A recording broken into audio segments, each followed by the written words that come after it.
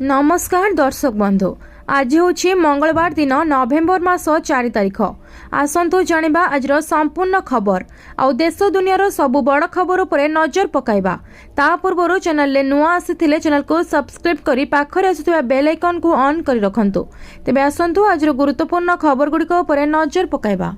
आजर प्रथम खबर रही वर्षा परे खसिब पारद, राज्य को छुईब पहली शीत। ओडिशा को छुईब पहली शीत। वर्षा परे समग्र राज्य में कमिब तापमात्रा, अनुभूति हेब शीतर प्रकोप। आजिठु बदलिब पागर मिजाज, अनुभव हेब ठंडा। राज्य में आसंता 2 दिन भितर 2 ରୁ 3 डिग्री तापमात्रा कमिबा नै पूर्वानुमान करिछि पाणीपाग विभाग।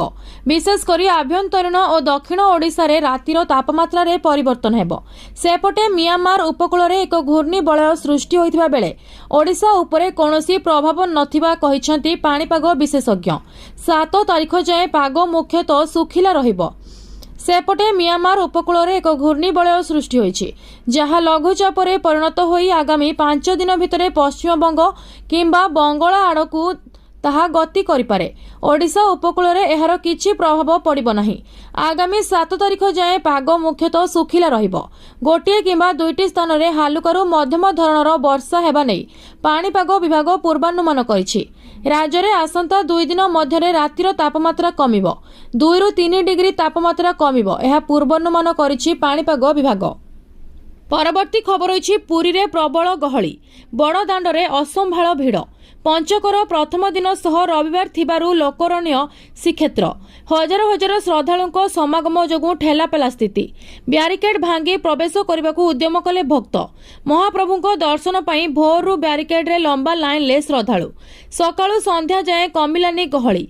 घंटा घंटा धरी भक्तों अपेक्षा करबा परे असंभाळ होइतिला परिस्थिति। किछि श्रद्धालु असुस्थ अनुभव करने सह असंतोष झाड़िछंती। सेपटे आईन मंत्री कहिसंती श्रृंखलित दर्शन हेले कोनोसी असुविधा हेबो नाही। दर्शन समय तरबर न होई मंदिर प्रशासन पक्षरु जहा व्यवस्था होइछि सहयोग करिबा भक्तों को अनुरोध करिसंती। एहा सह कार्तिक मास परे धाड़ी दर्शन और गणति मणति हेबो बोली आईन मंत्री सूचना दैछंती। पंचक पाई केवल सिंहद्वार प्रवेश अनुमति रही। सेहीपरि अन्य 3 द्वार रे भक्तमान प्रस्थान करिवे। सेवक माने सबु द्वार रे प्रवेश और प्रस्थान करबा पाई व्यवस्था होइछि। परवर्ती खबर रही बढ़ी सुना और रूपा दर। जानतु आज केते रही दाम। आज बढ़िला सुना और रूपा दर। गहना किनिबा पूर्वरु नजर पकांतु केउ सहर रे केते रही सुना दर। तेबे जदि आपण आज सुना किनिबा को चाहुचंती बा योजना करूछंती तेबे प्रथमे जानि नियंतु आज सुना दर। आज जातीय बजार रे भारतीय बजार रे 24 कैरेट सुना 1,23,170 टंका रही। सेहीपरि 22 कैरेट सुना दर 1,12,900 टंका को छुईछि। सेहीपरि राजधानी भुवनेश्वर 24 कैरेट सुना मूल्य 10 ग्राम पिछा 1,23,170 टंका रहितबा बेले 22 कैरेट सुनार मूल्य 1,12,900 टंका को पहुंची। सेहीपरि मुंबई रे 24 कैरेट मूल्य 1,23,170 टंका और 22 कैरेट मूल्य 1,12,900 टंका। नुआ दिल्ली रे 24 कैरेट मूल्य 1,23,320 टंका और 22 कैरेट मूल्य 1,13,030 टंका रही। दक्षिण भारतर प्रमुख सहर चेन्नई रे 24 कैरेटर मूल्य 1,23,820 टंका थिबा बेले 22 कैरेटर मूल्य 1,13,500 टंका रही। पूर्व भारतर प्रमुख सहर कोलकाता रे यथाक्रमे 1,23,170 और 1,12,900 टंका रही। अन्यपटे रूपा मूल्य किलो पिछा 1,54,000 टंका होइछि। परवर्ती खबर रही ईपीएफओ कला बड़ घोषणा। टंका उठाइबा होइगला एते सहज। भारतीय कर्मचारी प्रोविडेंट फंड संगठन खूब शीघ्र एहार नुआ डिजिटल सेवा ईपीएफओ 3.0 आरंभ करने को प्रस्तुत होउछि। एही नुआ पदक्षेप देशर 8 कोटी अधिक कर्मचारी एक गुरुत्वपूर्ण परिवर्तन आनिबो, जहाँ सेमानंकु सामाजिक सुरक्षा और आर्थिक सुविधा प्राप्ति रे अवधि और अधिक स्वाधीनता और सहजता प्रदान करिबो। एही सेवारे एटीएम और यूपीआई माध्यम रे पीएफ टंका उठाण, स्वयं क्लेम समाधान एवं डिजिटल संशोधन भली अनेक नुआ सुविधा रहिबो, जहाँ कर्मचारी जीवन को आहुरी सरल करिबो। एटीएम और यूपीआई तुरंत टंका उठाणर नुआ रास्ता ईपीएफओ 3.0 रे सबुठारु बड़ आकर्षण होउछि एटीएम माध्यम रे पीएफ टंका उठाइबार सुविधा। एबे कर्मचारी माने बैंक अकाउंट रो टंका उठाइबा परि सीधा सड़क सेमानकर पीएफ अकाउंट को टंका उठाई परिबे। ଏହି ସୁବିଧା ସହିତ ୟୁପିଆଇ ମାଧ୍ୟମରେ ମଧ୍ୟ ପିଏଫ୍ ରାଶି ଉଠାଣ ସମ୍ଭବ ହେବ। ଗୁଗଲ पे, फोन पे किंबा पेटीएम भली आप व्यवहार करी कर्मचारी माने तुरंत टंका उठाई आर्थिक आवश्यकता पूरण करिपारिबे। एही सुविधा पाई आपणकर यूनिवर्सल अकाउंट नंबर एक्टिव हेबा आवश्यक एवं बैंक अकाउंट और आधार लिंक होइतिबा जरूरी। परवर्ती खबर रही 8th पे कमिशन। अष्टम वेतन लागू हेबार केते दिन परे राज्य कर्मचारी पाइबे सुविधा, कौन रही नियम? केंद्र सरकार अष्टम वेतन कमिशन लागू एथिपाई टोआर प्रस्तुत करा जायछि एवं कमिशन 1 जनवरी 2026 रु कार्यकारी हेबार आशा करा जाउछि। एहा परे केंद्र सरकारी कर्मचारी माने दरमा वृद्धि पाइबे, किंतु राज्य सरकारी कर्मचारी माने तुरंत एही सुविधा पाइबे नाही। आसंतु जानिबा अष्टम वेतन कमिशन लागू हेबार केते दिन परे राज्य कर्मचारी माने एहार सुविधा पाइबे। केंद्र सरकारी कर्मचारी कार्यान्वयन समय सीमा। केंद्र सरकारी कर्मचारी अष्टम वेतन कमिशन जनवरी 1, 2026 रु कार्यकारी हेबार आशा करा जाउछि। कार्यकारी हेबा परे संशोधित दरमा भत्ता एवं पेंशन सुविधा योग्य कर्मचारी तुरंत कार्यकारी हेबो। तथापि बकेया एवं भत्ता सहित संपूर्ण कार्यान्वयन 2028 पर्यंत वृद्धि पाइपारे, कारण प्रशासनिक एवं आर्थिक प्रक्रिया रे समय लगे। परवर्ती खबर रही राशन कार्ड धारी खुशी खबर।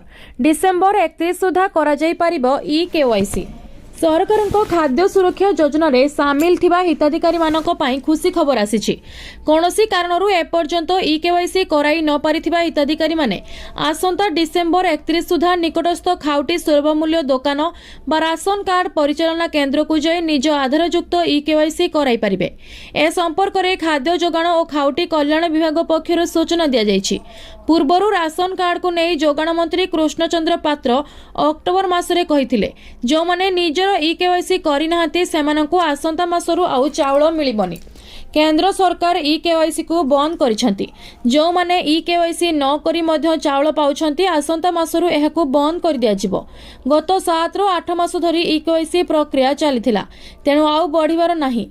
केंद्र सरकार जदि ई-केवाईसी अवधि बढ़ाइबे ताहले राज्य सरकार मध्य एही अवधि को वृद्धि करिवे। एहा सह जो माने राशन कार्ड रो बाद पड़िथिबे सेमाने लिखित भाबे जणाइले सेमानकर कथा विचार करा जिवो। राज्य रे एबे भी 15,76,000 अधिक राशन कार्ड धारी ई-केवाईसी करनथिबा सूचना रहिछि। परवर्ती खबर रही बड़ खुशीर खबर। ओडिशार महिला मानक पई सुभद्रा योजनार चतुर्थ किस्ती आसिबाकु जाउछि। एथिरे प्रत्येक हिताधिकारी को 15,000 टंका दिया जिवो। अधिकारी माने कहिसंती जे एही किस्ती डीबीटी माध्यम रे हिताधिकारी बैंक खाता रे जाई पहुंचिबो। जो मानकर आधार और बैंक खाता सठिक भाव में लिंक होइछि सेमाने एही टंका सुनिश्चित भाव में पाई परिबे। महिला माने कहउछंती एही टंका तांको पारिवारिक खर्च, शिशुमानक पढ़ाशुणा और घरोई आवश्यकता पूरण में बहुत सहायक हेउछि बोली सरकार मध्य लक्ष्य रखिछंती जे महिलांक सशक्तिकरण और आर्थिक स्थिति को सुदृढ़ करने सुभद्रा योजनार यही परिचालना आगक अणा जाउछि।